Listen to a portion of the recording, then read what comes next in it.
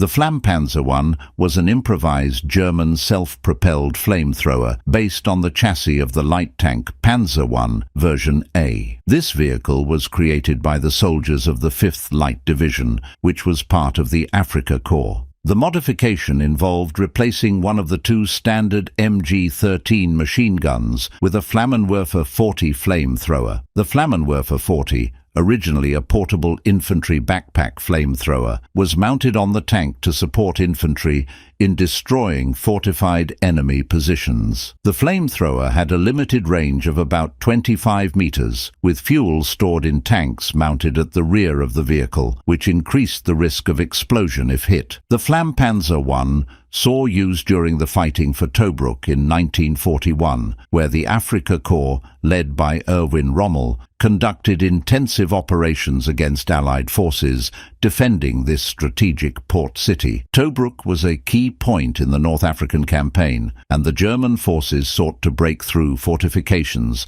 held by British and Commonwealth troops. Flamethrowers like the Flammpanzer I were used to attack heavily defended positions, bunkers, and shelters where conventional weapons were less effective. Although the vehicle was not a primary combat force of the Afrika Korps, its use had both tactical and psychological significance. Enemy soldiers in bunkers and fortified positions often feared flame attacks, which increased the effectiveness of the offensive. The Flammpanzer I, while effective in certain situations, was not mass-produced, but rather an improvised modification arising from battlefield necessity. German forces in North Africa often faced equipment shortages and had to adapt creatively, modifying available resources to meet the demands of the war. This vehicle, despite limitations such as the flamethrower's short range and the vulnerability of its fuel tanks, was primarily used to support attacks on fortified enemy positions.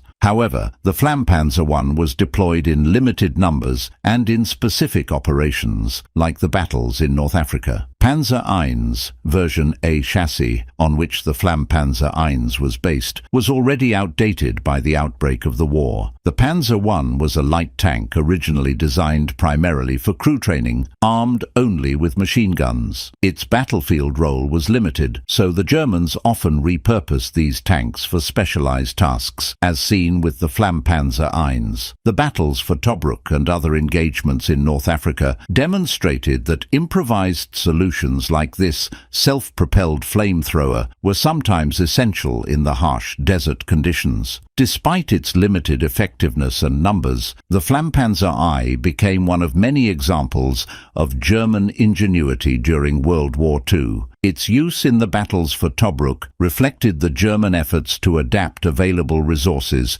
to specific battlefield conditions, even if not all of these improvised vehicles proved fully successful.